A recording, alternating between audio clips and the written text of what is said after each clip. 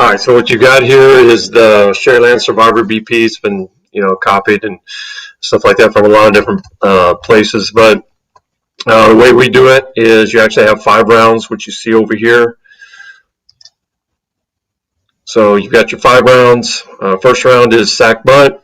Second round is hit and run. Third round is runner on third base with less than 2 outs. Fourth round is man on second base, no outs.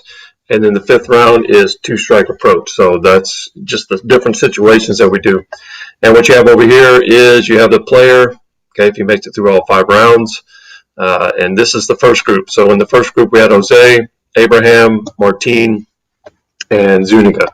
So really what you start off with is what we usually do is we have our freshmen kind of lined up over here doing base running. And we have our coach over here set up. And, of course, we got the cages, and you got Jose up first. And it's pretty simple. Really what we have is these third basemans are pretty much playing it live. Shortstop, second baseman, first baseman, they're all getting fungo from the other guys that are over here on deck circles. That way everybody's getting a ball, but it's really just the third baseman who's actually trying to fill the bunts. And what we have is we can set up cones or however we want to do it. So that sack bunt's got to be within that zone. We have a coach that's over here scoring on whether they get it done. So Jose comes up to the plate. Jose's going to get five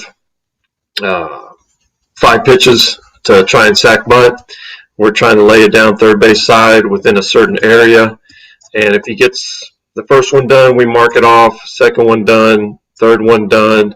He's good to go. So he's got to get 3 out of the 5. Say he doesn't get the other ones, but he advances on to the next round, which is hit and run. All right, so we have all those, and so the next guy to come up, and how you would get eliminated is, say Abraham's at the plate. And, he bunts and foul, whatever, doesn't get him in the zone that we're looking for. You can change it up so you can have him bunt to first base, however you want to do it. So, say he gets the first one, misses all the rest of them, maybe gets the last one, he's eliminated. So that's why you call it Survivor BP. So that's going to be the first round sack bunt.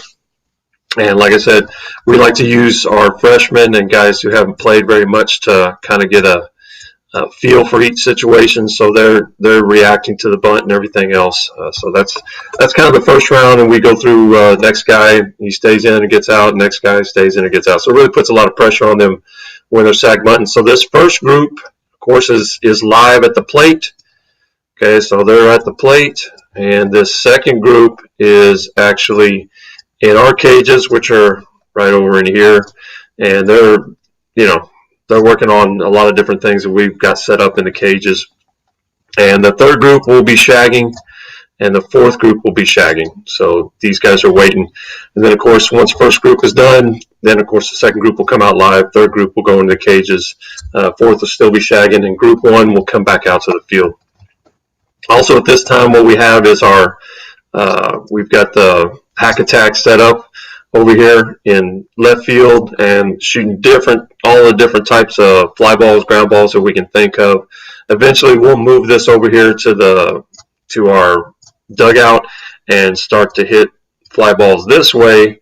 That way, our outfielders are getting some work. Guys will be playing live. 3 guys will be playing it live once we get past the sack bunts, and then the other group will be over here, getting all different types. And we have a manager set up over here. Right, he's sitting in the dugout actually shooting balls out with the hack attack machine. We have the small one and we have the big one. So that's kind of the way it's set up. So the next round will be hit and run. And on the hit and run, now we're going to have our freshman out here at second base. So we're going to have them at first base. And on hit and run, they're moving on the pitch. Of course, I'm throwing. So if Jose's up there, Jose actually got through the first round. And this is where the coach is going to really have to judge. It's kind of up to him. You can be nice to him or you don't have to be nice to him. And he's just trying to move this guy over. If he can hit behind him, that's fine. If he hits a ground ball, gets through, or if he hits a ground ball, most of the time we're gonna give it to him. He gets 3 ground balls in a row. Now he's going to advance to the next round, so he's good to go to get into round 3. So same thing that happened. Abraham was already knocked out on the last round. Say Martin only gets 2 hit and runs done, then he's going to get eliminated. All right, so that's how the Survivor works. So on the second one, all you're doing is working hit and run and getting your freshmen in here. And you can have, a lot of times we have almost 4 or 5 guys going at a time. You just got to make sure they're not cheating off this first guy. So that's the second round.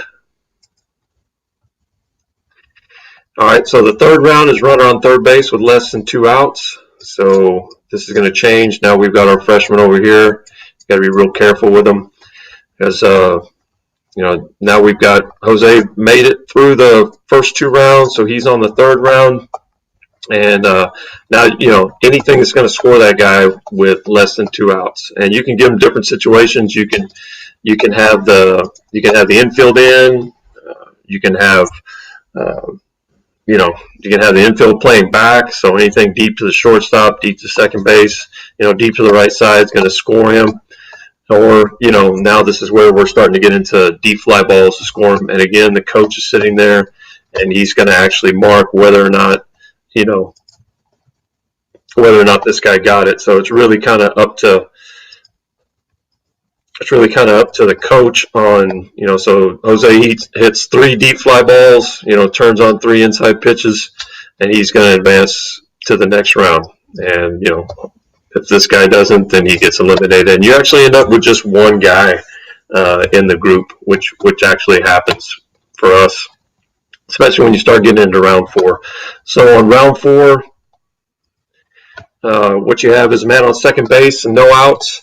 So this is where it really gets tough. So now we've got our runners here at second base. So now we're looking for base hits, anything that's going to score that guy. So this is where it starts to get real tough. So he can get a base hit, and again, it really depends on the coach on how nice he's going to be, how he's not. So if he moves him over, we can give him a point. That day, maybe you got to get a base hit. So really, he's got to get 3 base hits out of the 5 to go to the next round. So this is the one that usually knocks everybody out. And then our last one, which is the 2-strike approach. So say Jose, he gets 3 of them done. He ends up going to the next round, and the next round is going to be 2-strike approach. So at this point right now, I'm throwing from a short distance already, but I'm almost throwing as hard as I can, throwing sliders, throwing changeups, whatever. And what he's trying to do is hard contact pretty much anywhere with 2 strikes. So something that's put in play. So he ends up hitting the ball hard, ends up popping up. We don't give him one, hitting the ball hard on the ground again, and eventually, gets a base hit. It's just a regular 2-strike approach. So we go through all these different situations. We have guys that are base running. So that one, we're pretty much just playing live with our freshmen and guys who haven't played much baseball before. That way they're running in with the 2-strike approach. But that's the way it works. So that first group, once they're done, then they'll go out and shag. Second group will come in and hit. And then the third group ends up going to the cages. Fourth group is still shagging. And we just rotate through. And what we'll do at the end is, so Jose won for his group. He'll stay on at the end, and we do an opposite field competition, which is pretty simple. The kids like to do it, though, because they go against one of our coaches. So what we do is we have the cage set up, and they're going to get 3 balls, and however many balls they hit into the screen, they get a point for it. And, of course, we have a winner for the day. So that's Survivor BP with the guys that advance going against each other at the end with the opposite field competition.